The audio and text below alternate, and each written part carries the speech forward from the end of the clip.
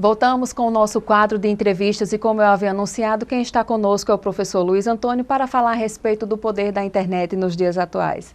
Olá, professor, muito obrigada por ter aceitado o nosso convite e participar aqui conosco do nosso quadro de entrevistas. Olá, Lilian, desde já eu quero agradecer o convite honroso, meu amigo Juninho Brito, a quem a gente tem um carinho muito especial.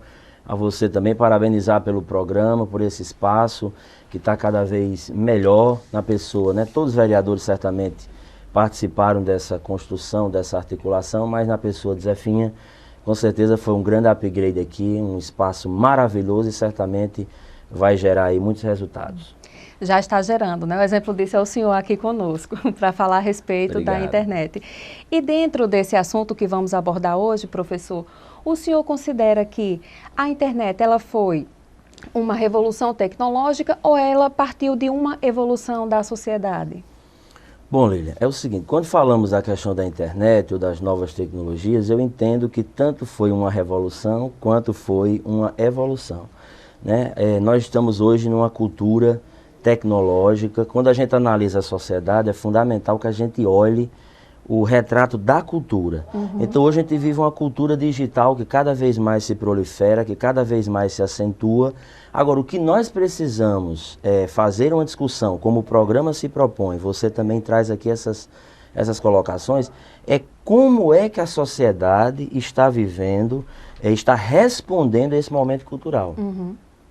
Isto é, como é que nós estamos convivendo, porque nós temos um descompasso, né? Nós temos as coisas no campo tecnológico, nas redes, na internet, elas avançam rapidamente, mas muitas vezes a sociedade não é tão responsiva no sentido de aprender, de entender e de se posicionar corretamente nesse momento. Então, é importante que a gente entenda que essa evolução e que essa revolução é irreversível. Isso não tem mais como você voltar atrás, as tecnologias vão cada vez mais avassalar os espaços, perpassar todos os espaços. Agora nós é que vamos precisar ter educação, estabelecer uma cultura de aprendizagem para que a gente saiba se posicionar. Então, na sua visão, professor, enquanto educador, então como é que a nossa sociedade está se portando diante da internet? Bom, no Brasil, pelo menos, a gente pode pegar um retrato aqui do Brasil. O Brasil ainda é muito ingênuo no uso das redes sociais. E olha que a gente já tem um bom tempo, já podemos dizer que estamos maturando, né? Mas assim, primeiramente, é bom que a gente frise que as tecnologias, porque quando a gente vai falar, e estamos falando, vai ficando um efeito colateral na nossa fala, que as tecnologias, ou a internet, ou as redes, são coisas ruins. Bom, é bom lembrar que as tecnologias, elas não são nem ruins e nem boas numa primeira análise. Elas são ferramentas que eu utilizo na minha vida. Então, por exemplo, o celular, que nós estamos hoje quase que é um casamento inseparável, né? Escutava alguém dizer assim, mano, eu não consigo passar 2 dias sem um celular. Bom, com esse mesmo celular eu posso estar aqui na rua e ligar para o SAMU, salvar uma vida, ou eu também posso usar esse mesmo celular para fazer uma articulação criminosa, fazer uma articulação que venha ferir princípios, que venha gerar malefícios para a sociedade e para as pessoas. Então eu posso dizer que o celular é bom ou ruim? Não. O celular é uma ferramenta, é o uso que eu faço dessa ferramenta que vai determinar as consequências dela sobre a minha vida e sobre a sociedade. O grande problema é, nós não estamos prontos para nada. E, inclusive, para usar essas tecnologias, nós ainda estamos engatinhando, ainda há muita ingenuidade, estamos muito verdinhos e precisamos sempre fazer reflexões todos os dias sobre como estamos utilizando. Até as pessoas mais experientes escorregam. Talvez seja por isso, pelo fato dessa imaturidade, que talvez muitos relacionamentos estejam se dissociando através das redes sociais, que também é utilizada para relacionamentos. Pronto, com certeza. As redes sociais, quando elas foram pensadas em relacionamentos. Né? O Mark Zuckerberg, quando criou o Face, ele estava vivendo um momento de falência em um dos seus relacionamentos, ou o seu relacionamento, mas foi justamente baseado nisso que surge, né? A gente fala de relacionamentos na rede, só que precisamos entender isso. As pessoas culpam as redes sociais pela ruptura nos seus relacionamentos, dizem que o WhatsApp muitas vezes tem desgraçado alguns relacionamentos. Eu não entendo assim, apesar que muitos não vão concordar comigo. Na verdade, somos nós que estamos apenas hoje potencialmente mais piorados ou melhorados. Se você é uma boa pessoa e eu lhe dou as novas tecnologias, eu lhe dou um celular, você tende a estender o que você é nas redes. Isso. Então não adianta culpabilizar ou transferir a responsabilidade para as redes. Nós é que precisamos saber utilizar isso. E outra, se eu for antiético em qualquer lugar, a tendência é que eu seja antiético nas redes. Se eu for uma pessoa que tenho problemas de relacionamento nos meus espaços de convívio social, eu vou ter a mesma tendência, a mesma propensão de ir lá na rede fazer essa mesma coisa. Então a gente tem que tirar essa imagem de que a culpa está no instrumento, quando na verdade a falha é nossa, né? É nossa. Nós é que precisamos se educar. E eu não entendo que casamentos acabam por causa das redes sociais, e nem por causa do WhatsApp, nem de ferramentas tecnológicas. Eu entendo que casamentos se acabam porque as pessoas que fazem ele estão fazendo o que a gente chama de dilapidar o seu próprio casamento com as próprias mãos. Pelo menos em via de regra. Professor, dentro desta ferramenta, né, a internet, como é que esses relacionamentos a gente pode analisar?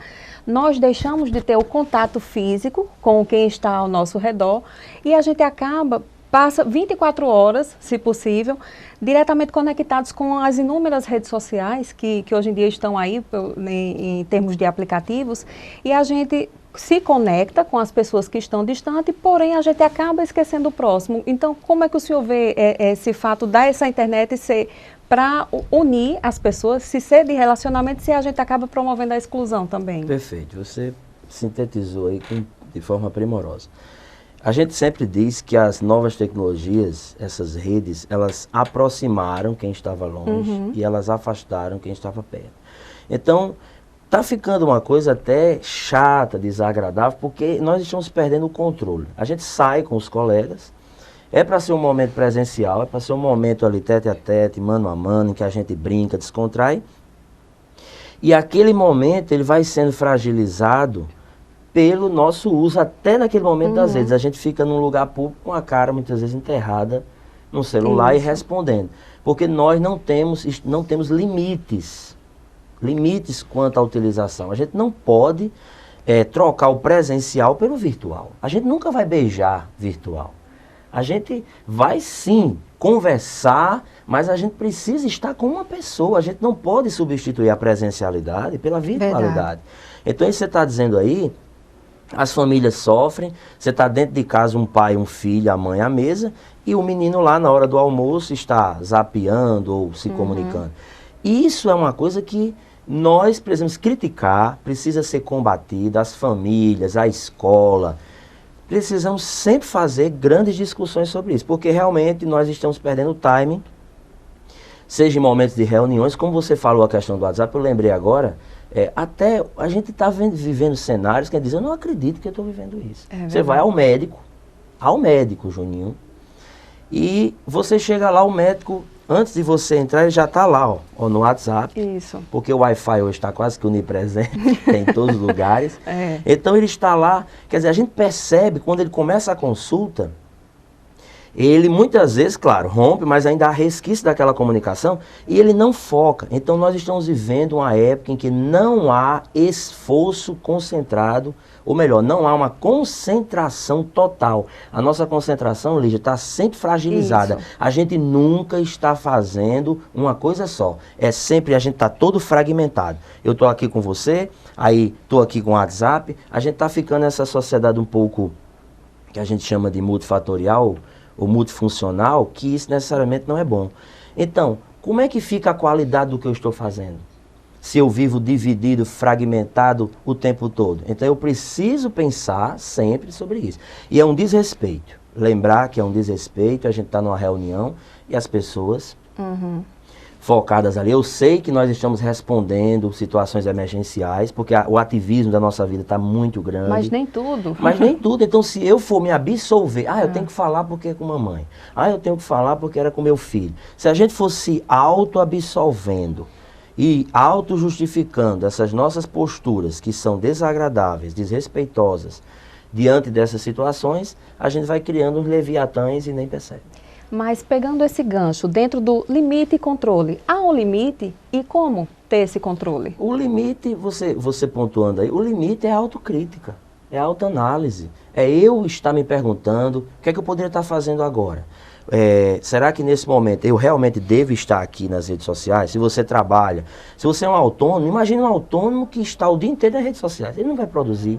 Imagine um aluno, se ele passar o tempo todo nas redes sociais, ele não produz, ele não escreve, ele não lê, ele não estuda. Então, é necessário, quem vai nos salvar, como sempre foi, é a autocrítica. Eu preciso ter uma autocrítica, eu preciso me enxergar, me perceber, porque muitas vezes nem os colegas que estão ao nosso redor, que eu sempre digo isso, as pessoas, elas não dizem a verdade a gente. Elas dizem o que tem que ser dito à luz do momento e da conveniência. É muito triste, mas, por exemplo, se você é uma amiga, você pode dizer, amigo, vamos dar um time.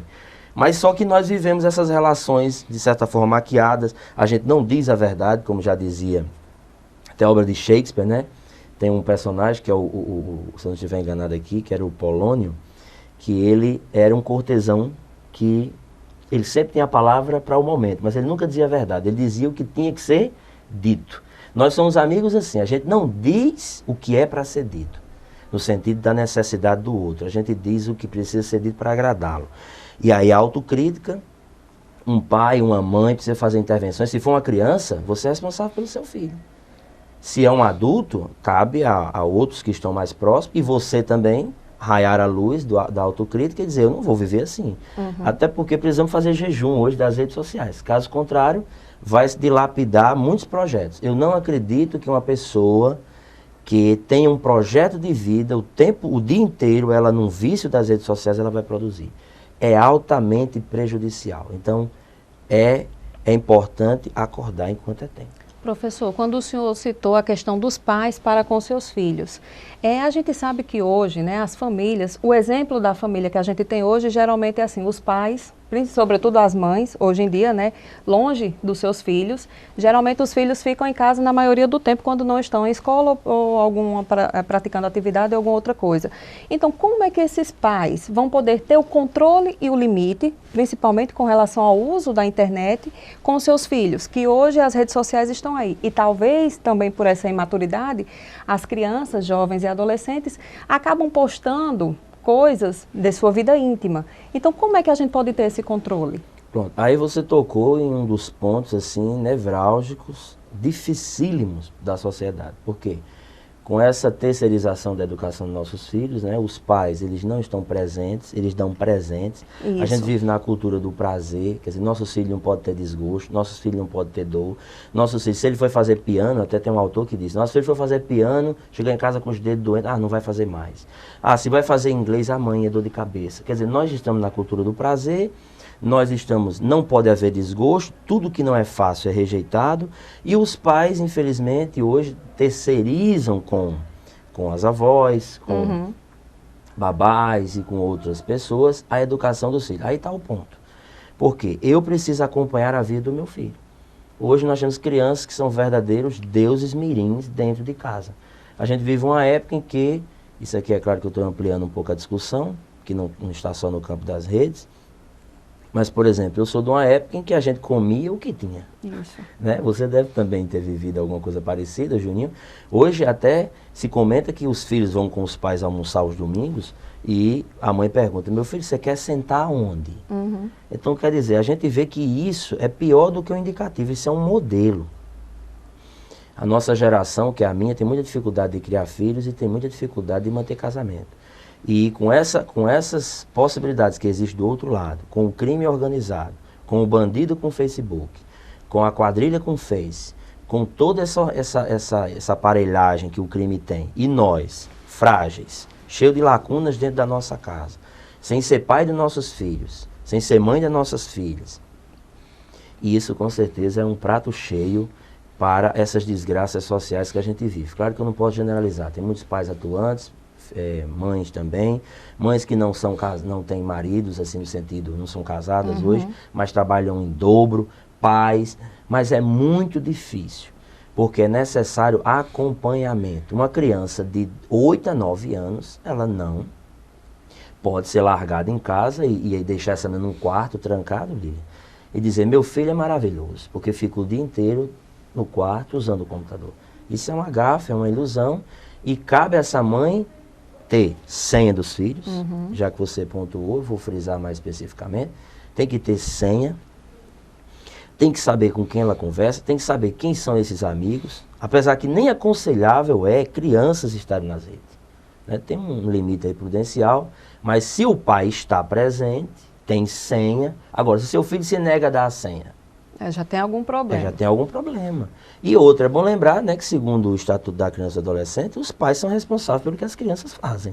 Né? Verdade. Eles são responsáveis civis. Então, se seu filho estiver nas redes e estiver praticando algum tipo de crime, você vai ser responsabilizado. Então, é bom que acorde, que veja, Porque os pais hoje, eles estão tão cansados, as pessoas vivem uma rotina tão cansada, que é tipo assim, trouxe um problema, a gente já... Vamos deixar para depois, Quer dizer, a gente mal gerencia os nossos, ainda tem que gerenciar os nossos filhos. Só que isso vai trazer consequências e pode ser para a vida toda. Então, quem tem filho, assuma sua paternidade e nesse campo aí, não brinque, porque enquanto você está omisso, outros estão presentes, assediando, aliciando. Isso. E tem casos no Brasil, e tem casos no Brasil hoje.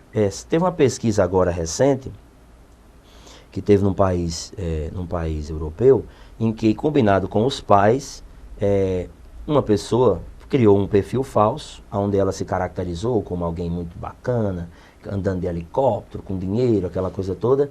E aí foi combinado com os pais fazer um assédio durante 3 dias com 3 crianças para adolescentes. Sabe o que aconteceu? Em 3 dias, ele conseguiu marcar um encontro num espaço público com essas crianças. Em 3 dias. Você sabe o que significa 3 dias? Não foi uma semana. Quer dizer, a pessoa com perfil falso precisou de 3 dias para tirar o seu filho de dentro de casa e levá-lo até um espaço público. Quando chegou lá, houve uma caracterização, encenação, que eles eram criminosos, eles adolescentes ficaram apavorados, e o pai chegou na hora e deu aquele sermão para mostrar a eles o perigo que é as redes sociais. Você não sabe quem está do outro lado.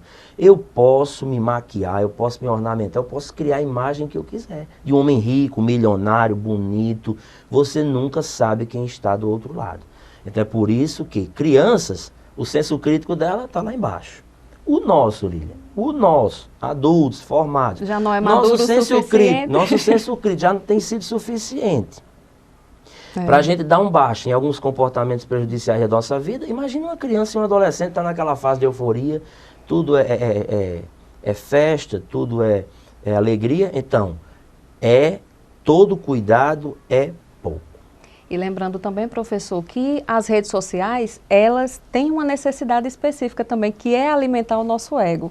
O que a gente não consegue, por isso que estão aí as curtidas, não é? As novas formas de interações que estão surgindo a cada momento. Por quê? Porque há essa necessidade do ser humano em ter o seu ego enaltecido também. Então, como a gente não conhece quem está do outro lado, os aliciadores já pegam nesse sentido, já através da conversa, já descobrem, traçam aquele perfil daquela pessoa que está conversando e já entram nesse ponto fraco, né, de quem está do outro lado. Outra colocação perfeita de sua parte, que é essa questão. Hoje as redes sociais, o Flávio Gikovati, que é um psiquiatra, psicanalista, muito conhecido do Brasil, com mais de quase 40 anos de profissão, ele disse que as redes sociais são uma grande fogueira de vaidades, é o que você disse. O que é que tem nas redes sociais? Exibicionismo, existe um estímulo constante à inveja, porque você está sempre contemplando o outro num ângulo de sucesso, né? Alguém posta um sucesso profissional, no casamento, uma viagem, férias, lugares bacanas, e que necessariamente a vida não é assim. Eu costumo dizer que ali é uma foto. Nós é que somos impressionáveis, se impressiona com foto, né? Então, as redes sociais, eu costumo dizer o seguinte, ali há muita falsa felicidade. Muita falsa felicidade. As pessoas vivem postando. E outra coisa, quanto mais, isso aqui é uma dica que eu lhe dou e você pode anotar. Quanto mais você vê alguém postando felicidade o tempo todo, tem uma coisa errada. Pode ir atrás. Tem alguma coisa errada. Por quê? Porque a vida não é daquele jeito. As pessoas que são bem resolvidas, elas não precisam estar o tempo todo postando felicidade. É claro, sim, posta-se uma coisa ou outra, mas quando você vê a acentuação, toda hora alguém postando, com certeza não é um bom indicativo. E as redes vivem disso, curtidas, vivem de compartilhamentos e, com certeza, alimenta nossas vaidades. O ser humano precisa, como você disse, sentir-se importante e sentir-se reconhecido. Muitas vezes é o que não tem no casamento, o que não tem da família, o que não tem na escola. Aí o que acontece? Você está com a autoestima hoje abaladíssima, mas você sabe que se postar uma foto sua, tirando da gaveta do seu celular, a fotozinha mais simplória, você vai receber uns 4 lindas, maravilhosa, perfeita. Quer dizer, então as pessoas têm sede disso. Falta no presencial. Elas vão se afogar no virtual. É verdade. Professor, e o senhor enquanto educador, como é que o senhor vê a visão dos professores, dos educadores, através do uso dessas ferramentas? Tem sido de forma positiva o uso da internet? Bom, aí nós temos um outro calo, né? Eu sou, antes da gente dar essa falinha sobre os professores, que eu sou professor, né? Não quero aqui de maneira nenhuma depreciar minha classe. Eu sou coordenador pedagógico, eu trabalho diretamente com o professor, trabalho em outras instituições, então a educação é a minha praia. Mas assim, os professores, eles ainda estão muito aquém, muito aquém. Inclusive hoje na sala de aula, os alunos hoje dão assim de lambada. Dominam, e os professores muitas vezes, eles não estão conectados a isso, né? E outra coisa, estar usando a rede social, Instagram, Face, WhatsApp, não é a salvação da lavoura. Ainda existe o uso pedagógico dessas tecnologias. Então eu sinto ainda muita falta. As escolas ainda são muito elementares. Não tem estrutura, porque a presença do computador não garante o uso, mas aí nem tem muitas vezes uma estrutura bacana. Por exemplo, como é que eu vou usar aqui? Tem um aplicativo muito legal hoje, nas lojinhas dos apps aí, do Android, que é o Kahoot. O Kahoot é muito conhecido para a gente fazer quiz. Eu posso fazer uma verificação da aprendizagem pelo celular. Eu posso pegar 30 alunos aqui, cada um leve seu celular, desde que tenha as condições técnicas para fazer celular, smartphone, esses que a gente usa para o WhatsApp. Posso fazer a verificação com o celular. Coloco no telão, sai a imagem de quem está com mais pontos, vão acertando, ganha mais pontos quem acerta mais rápido. É uma coisa maravilhosa. Só como é que você faz isso na escola, que não tem nenhuma internet de qualidade, você não tem Wi-Fi? Porque, por incrível que pareça, escolas periféricas, viu? 30 alunos, 15 tem um bom celular. Olha, que paradoxo. Aí a escola, quer dizer, o aluno vem de uma periferia, ele tem um celular bom, mas a escola não tem uma boa internet. E o professor, e muitas vezes, queremos fazer, mas falta também o conhecimento, falta a técnica, falta a formação, mas isso, claro, isso tem melhorado um pouco, vai melhorar, mas eu sinto um descompasso profundo entre a evolução das tecnologias e o acompanhamento da escola pública básica. A escola, infelizmente, não acompanha os avanços tecnológicos. A gente vai ficar uma sociedade, como a gente vê hoje. Você vai numa praça, tem Wi-Fi. Você vai aqui numa cidade pequena, na praça tem Wi-Fi. Você chega na escola, o Wi-Fi da escola não presta. Então professor, é muito é um difícil. conjunto também e a gente tem que analisar, sobretudo, as metodologias também, né, a serem utilizadas, a serem trabalhadas, porque se forem os métodos mais tradicionalistas e conservadores, não tem também como alcançar. Isso. Ó, o aluno mudou. Nós estamos falando aqui desse modelo multifuncional. O aluno, ele vive com essa concentração fragilizada, ele vive aqui, ele está no smart, ele está na TV, ele fica agora meio que multifatorial, multifuncional. Aí você chega na escola, o que é a aula? Tirar do quadro. Isso é o fim. Ninguém aguenta isso, ninguém. E outra, uma aula tradicional expositiva, né? Que não vão concordar comigo, mas eu não sou obrigado, ninguém é obrigado a concordar. A própria faculdade, a UFRN e muitas outras já fizeram pesquisa e sabem que o método expositivo, ele ainda é usado, sim, mas está falido. Ninguém aguenta ouvir uma pessoa mais do que 40, 30 minutos. Você fica numa sala, um professor falando. Esse modelo já está sacramentado ao caos. E aí esse aluno ele está na internet, você entra num site, o site todo dinâmico, você pode acessar vários conteúdos. Textos, hipertextos, tudo. Muito boa, textos, hipertextos, que você está conectado ao mundo com várias possibilidades. Você chega numa aula, um professor, ele entende que se ele falar 1 hora, vai ser um resultado. Então, é um equívoco pedagógico, nós precisamos acordar para isso. Estamos acordando, alguns outros vão ser, vamos dizer assim, pressionados, porque o aluno, ele não aguenta mais. E como as redes sociais deu vez e voz, as pessoas estão cada vez mais participativas, as pessoas não aceitam mais tudo. É verdade. É bom lembrar isso, até na faculdade, professor, tem como aí colocar um vídeo, tem como fazer isso? Ninguém aguenta. Então, as metodologias precisam ser responsivas. O que significa isso, Lígia? Agora, numa linguagem pedagógica. A escola tem que ser responsiva, o professor tem que ser responsivo e as metodologias têm que ser responsivas. O que significa isso?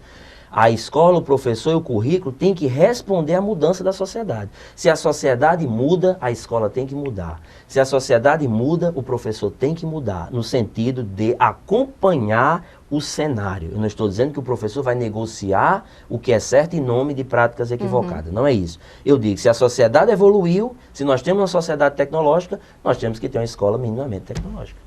Professor, outra área que sabemos que o senhor domina muito bem, não apenas a educação, mas o senhor enquanto líder religioso, né? Como é que a igreja vê essa ferramenta, a internet, para o processo de evangelização? Suas perguntas sempre muito ricas. Bom, a igreja, eu vou falar aqui, eu sou evangélico, como você sabe, né? Mas vamos falar numa ordem mais genérica.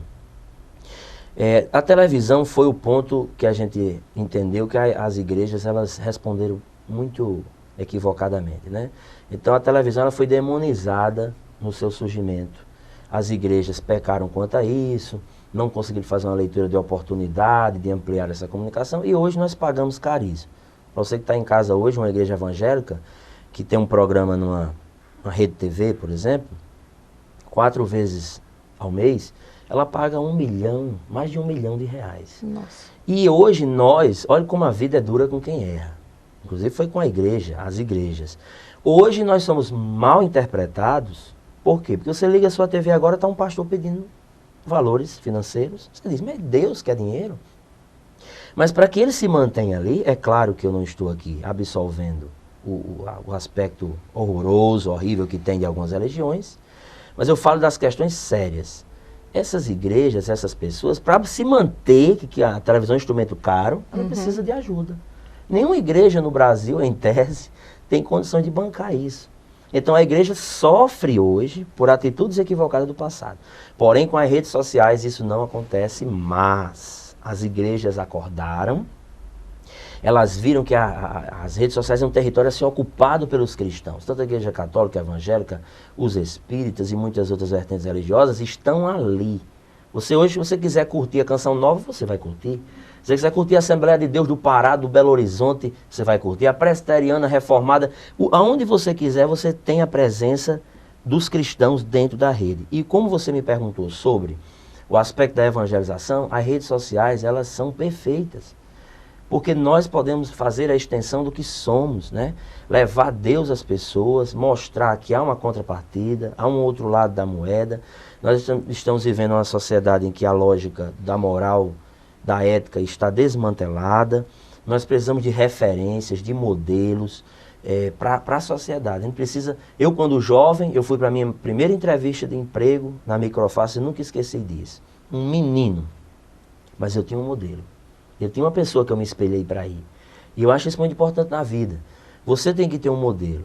Não estou dizendo que necessariamente seja religioso. Porém, a igreja é um lugar muito importante, é um grande laboratório. Eu sou fruto de 3 forças educacionais. Família, minha mãe tem muitas fragilidades e meu pai também em termos de saúde, mas nunca abdicaram da minha educação. Minha mãe foi presente e tem sido até hoje a igreja e a escola. Então, acho que isso é uma tríplice ajuda. Se você tiver essa tríplice ajuda, você tem como avançar. A igreja foi o meu laboratório social. O que a gente hoje fala um pouquinho, a gente aprendeu a falar na igreja. Entendeu? Como outros aprendem a falar em outros grupos, esses grupos que tem católicos, né, dos jovens. Quer dizer, ali desenvolve a pessoa. Faz com que ela floresça. E eu pergunto a você, o que é que acontece se César Cielo nunca tiver uma piscina? Você acha que ele vai ser o que ele foi? Não. Não vai. Então nós muitas vezes somos a pessoa certa, mas no lugar errado. Talvez você esteja no lugar errado e por isso não floresceu. E a igreja, uma igreja séria, é um lugar certo para a gente florescer, para a gente crescer, para a gente aprender. Eu hoje sou extremamente grato. Estou falando dos aspectos sociais. Sem sombra de dúvida, tem os espirituais. Deus chegou e nos alcançou. A experiência com Deus ela é marcante. E só uma experiência muito forte para a gente vencer as seduções e os apelos do mundo que são tão fortes quanto. É verdade. Infelizmente, professor, o nosso tempo está chegando ao fim, mas temos que lembrar também a questão do uso moderado da internet, controle, limites. O senhor gostaria de dar mais alguma pincelada a respeito disso? Perfeito. Não. Então, como você pontuou, vamos usar de forma equilibrada, vamos ter cuidado. Só algumas dicas que a gente, só para finalizar, tem muita coisa, né? Quer dizer, tome cuidado com excesso de exposição, que isso é muito prejudicial. A sua imagem profissional, nada de dois perfis, me permita aqui fazer uma pincelada rápida, Júnior.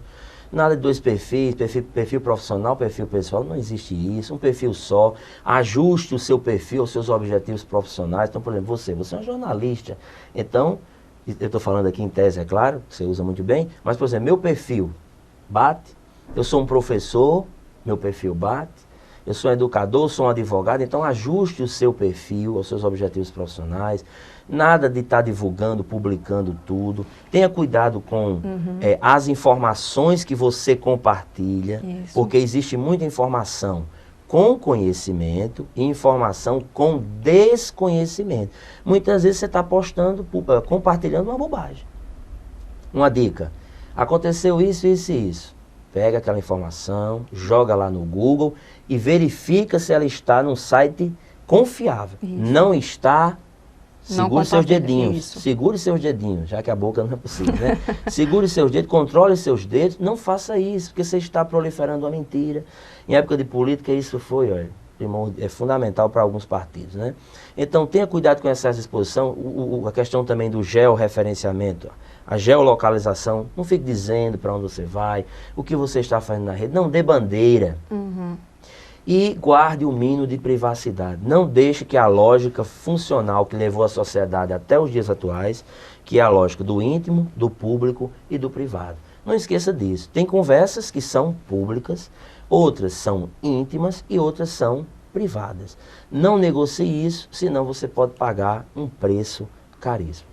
Bem, então a dica já foi dada. Professor, agradecemos a sua presença aqui nos nossos estúdios, participando do nosso quadro de entrevistas, e fique agora com suas considerações, por favor. Obrigado, agradecer muito, né, parabenizar você pela, sempre de forma muito competente, conduz esse programa e certamente a coisa vai ficar ainda muito melhor, você sempre extremamente habilidosa na hora de fazer as perguntas. Estamos aprendendo. Não, mas você a prática vai levando à perfeição. Verdade, mas você pontua assim de forma muito precisa e correta. Um abraço ao meu querido Juninho, a você que está em casa, e reflita, né? A vida não é uma foto, a vida é um filme. Então não deixe que a sua vida se resuma a uma fotografia nas redes sociais.